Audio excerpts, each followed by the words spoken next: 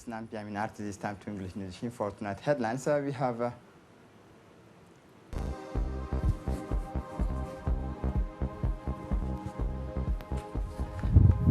the first refrigerated train linking Ethiopia and Djibouti put into service today. First nationals in the world should be able to control the coronavirus pandemic in less than 2 years. Welcome to our newsroom. The Minister of Muslims Affairs, Culture and Waqf Property, Mumin Hassan Barre, received this morning in his office the Ambassador of the Arab Republic of Egypt, His Excellency Mohammed Mustafa Orfi. The meeting took place in the presence of the Acting Secretary General of the Ministry, Mr. Shuaib Ajal. The two parties discussed various issues relating to bilateral relations and development of cooperation ties.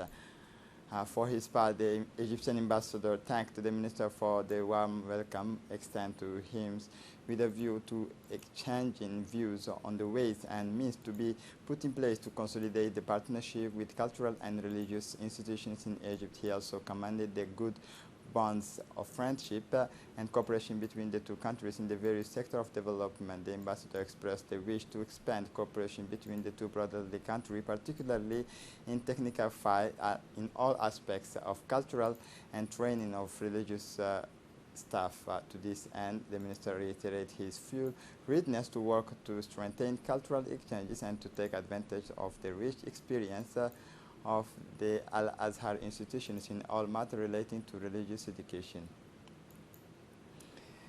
The first refrigerated train carrying fruit and vegetables and other perishable foodstuff from Ethiopia to the Netherlands via port of Djibouti arrived in Djibouti at 3 p.m. this afternoon in the presence of the Director General of this SGTD, Mr. Abdullahi Addawi Sigad, and the APZ officials received this cargo at container terminal of Dorale. Today's refrigerated containers is filled with 24 tons of fruit, avocados from Koga, regions of south of Bahr Dar, 750 kilometers by train from Djibouti. APZF is part of the pilot project of the Cool Logistics Steering Committee supervising code logistic projects in Ethiopia and Djibouti. It should be recalled that Djibouti has a major asset given that it is located in a strategic area and has a tourist platform. This facilitates international trade with the countries of the region. The establishment of a port charter that brings together the two players, Ethiopia and Djibouti, is essential. Within the framework of this charter's long and short-term strategy will be put forward to work in this direction.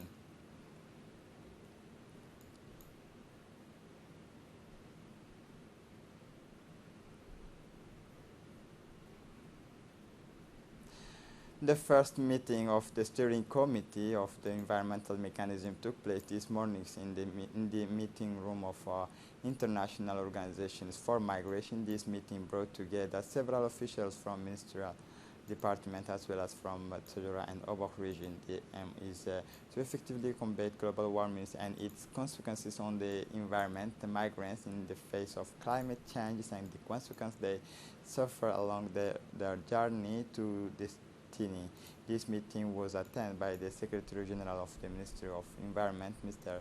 Dini Abdallah Umar, and the head of the International Organizations for Migration Mission, Mr. Musa Wonkoye. For his part, the Secretary General of the Ministry of Environment, Mr. Dini Abdallah Umar, has indicated in this report. First meeting of the steering committee is a token of your commitment to the successful implementation of this project. The steering committee is a major device in the management of a project. It is responsible for reviewing the progress of the various project interventions, examining its results, and validating the annual work plan. Ladies and gentlemen, in the current context of climate change, it is generally agreed that sub-Saharan Africa is particularly exposed to the consequences of climate change. East Africa, and in particular the southern shore of Djibouti, is not to be outdone. The climate change factor actually accentuates the speciality of this region, which is already known for the movement of its populations and consistently on the move, moving from one country to another in search for a better future. Climate change is today described by the entire scientific community as the greatest threat to humanity and is a process that has been getting worse and worse over the years. And these changes in climate appear to be amplifying global migration. Indeed, people who are vulnerable to climate change are likely to experience an exodus. Significant relocation and more resilient territories will have to accommodate these migrants in search of livelihoods, sustenance, and a new life. Hundreds of migrants tell the same story. Drought has made vast tracts of arable land unproductive, forcing people to migrate to cities where jobs are scarce and food increasingly expensive. Migration is the only viable solution. The practical test of the 2020 professional baccalaureate sessions have started in the various technical high schools in the capital and the region. The participation of professionals from the profession in all the practical test was requested to give this diploma its professional character. Indeed, professional representatives from the public and private sector actively participate in the examinations alongside MENFOP examiner, thus providing an external view of the learning achievement. The primary objectives of this co-evaluations is of course, to ensure the transparency and the evaluations and thus guarantee the quality of the vocational baccalaureate diploma bearing the labels of MENFOP, which constantly calls upon the professional size in the process of developing education, training, and evaluation program. Indeed, the co-trained and co-evaluated by MENFOP by professional staff, the learners are made available to the labor market, ready for employment, training, and evaluating students with the professional for the professional sector in the ministry's watchword.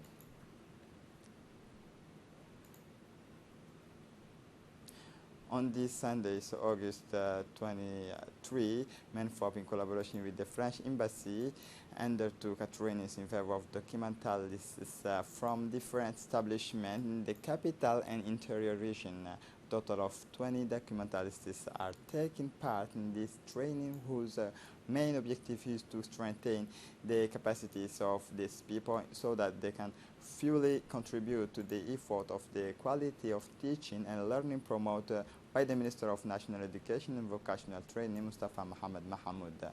This training, which will take place at CFF for 5 days from Sunday 23 to Thursday 27 August, was launched by the Secretary General of MENFOP in the presence of senior officials, in particular the General Directors of CFF and Director of Education. The national airline company Air Djibouti sent a large consignment of medicines and medical consumables on behalf of the Ministries of Health worth more than 100 million Swiss francs. Indeed, this is an express order made by the Health Department to meet the projected need of the country's hospital structures in essential medicines, particularly injectable and other consumables most commonly used. The Air Djibouti plane arrived this morning with a substantial stock of medicines, which should cover the needs of all hospitals and health structures for a period of at least 6 months. This order follows the instructions given by the President of the Republic because of the fire that ravaged part of CAM's medical supplies. It should be recalled that the Central Purchasing Offices for Medicines and Essential Materials is responsible for the supply and storage of all medical inputs on behalf of all the hospitalizations Department of Public Health establishments. For his part, the director of CAM concerning the supply of pharmacy product to my central purchasing office, he also stressed that CAM has provided all the pharmaceutical and medicinal needs of all hospitals and health structures without any disruption of supply. The General Directors of the Center for Leadership and Entrepreneurship, Ms. Ubah Malo, and the Director of Kazaf, Ms. Nim'a Yunus Hosh, signed today a partnership agreement in the center. Listen to this report. The Director General of the Center for Leadership and Entrepreneurship, Mrs. Ubah Ahmed, and the Director of the Center for Social Action and Women's Empowerment, Mrs. Nim'a Yunus, signed today in the premises of the CLE a partnership agreement within the framework of the support project of Women and Youth Entrepreneurship. This partnership involves total funding of 9,559,000 Djiboutian francs from the CLE to the CASAF. It is part of Complement 2 of the PAEFG project, which provides technical support to providers and service in the entrepreneurial ecosystem to improve their ability to assist Djiboutians entrepreneurs. To this end, part of the funding will be used to improve the operation of the CASAF through staff training and the acquisition of equipment for the center. On behalf of the Center for Social Action and Empowerment of Djiboutian Women, which I represent, but also on behalf of the Ministry of Women and the Family for this much awaited and appreciated grant, I also thank you for perceiving beyond our concerns a willingness to make known the entrepreneurship of Djiboutian women and for allowing us through this grant to motivate the young learners of the center by providing kits for the best candidates in the three disciplines, namely sewing, hairdressing, and cooking. I also thank you for taking the time to meet with us, which allowed us to present our empowerment project in a more concerned way. For her part, the Director General of the Center for Leadership and Entrepreneurship, Ubah Ahmed Malo, recalled the mission of the institution in the political orientations of the government. Listen for more detail. C'est un très grand plaisir pour moi aujourd'hui d'avoir finalisé enfin. It is a great pleasure for me today to have finally finalized the months we worked on this little project, which I hope one day we'll have other projects to realize with you. With the center, for us, this is just the beginning, and it's a great pleasure for us to be able to say today we are going to help young girls, young Djiboutian women to become entrepreneurs, to acquire skills such as hairdressing, cooking, and sewing, and to help them to become self-entrepreneurs. So, for me, it is also a real pride that this center exists, which is there for young girls. We are there too. The club is there for you to support the actions of the ecosystem, because this grant is made through the support to the ecosystem actors, and it is open to all ecosystem actors. It's to give impetus. To tell the truth, the entrepreneurial ecosystem in Djibouti is fairly embryonic. So for us, it is a way of giving impetus, and we are pleased today to have signed the first of the first contracts, one of the first conventions to support ecosystem actors, and I am sure that you are proud of it and that you are a major factor in the ecosystem. As part of the North-South twinning, the young Asajok were on the move this morning in Obok, welcomed with all honor by Obok young people led by the Deputy Directors of the region, Mr. Kamil Dini, and all CDC staff. The young Asajok showed their enthusiasm and gratitude toward the local authorities and populations of the first historic town of the Republic of Djibouti. The young people from Ali Sabih will stay for 3 days in Obok region and will have the opportunity to visit the historical and tourist sites of this northern region that they had not known about until now. Already, the first day sees rich in encounter and discoveries for Asajokes in a friendly atmosphere full of fraternity and friendship without limit, like a dinner offered by the last days by the President of the Regional Council, Mohammed Hamad, attentive to the explanations. And in the guided towers, the young Asajok discovered the tourist and historic site of Obok, namely Godoria, Hugef, and Hot Water Point of Gelile and Raspir Lighthouse before proceeding with the planting of mangrove with the aim of promoting with the Obok brothers the protections of marine biodiversity and the environment in general. The Djibouti Football Federation has just closed the 2019-2020 Women's Football Season Championship yesterday evening at King Fahad Complex with the participation of the President of the Djiboutian Federation of Football, Suleiman Hassan Waberi, who was accompanied by the Chairman of the Women's Football Committee, Ms. Khureisha Ali, and the Director of Sport, Mr. Abshir, as well as the head of the two football institutions. The two finalist teams who played at King Fahad, the Djiboutian Armed Forces team, played against the Republican Guard team in in a beautiful game. At the end of the two half, the two teams ended up neck and neck in 1-1 draw. It is thus the ADF that won the victory with the goal. For the sixth times, the ADF team won the titles of 2020 Women's Soccer Champion. At the end, the referees and the vice champion team were awarded medals and a trophy with 300,000 Czech ladders. The champion team was decorated with the medals and the trophy of a check of 500,000 Djibouti franc. The summer activity organized by the State Secretariat for Youth and Sports still continues in the capital and interior region. This Thursday, the Esplanade of Guled Stadium once again hosted the summer animation sessions with the participation of the population of all the districts of the capital and Bulaus.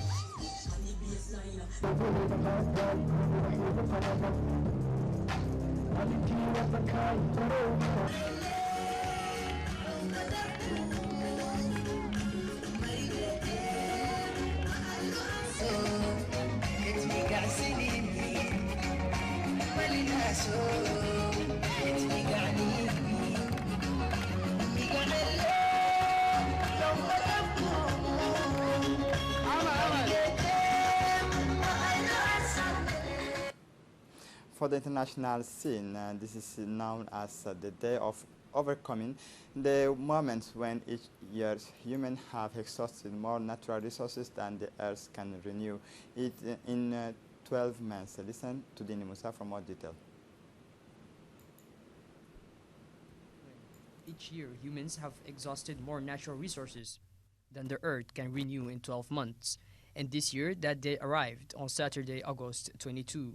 In other words, it would take 1.6 Earths this year to meet the needs of the world's population in a sustainable manner. These calculations were made by the American NGO Global Footprint Network, which has been sounding the alarm since 2003 about the ever faster consumption of a growing human population on a limited planet. On the one hand, there is one ecological footprint, which includes the emission of greenhouse gases, and on the other hand, the capacity of the planet's ecosystem to absorb our waste and to renew the waste we have consumed, such as the wood from trees felled in the forests. This is it for the news. Thanks for watching us.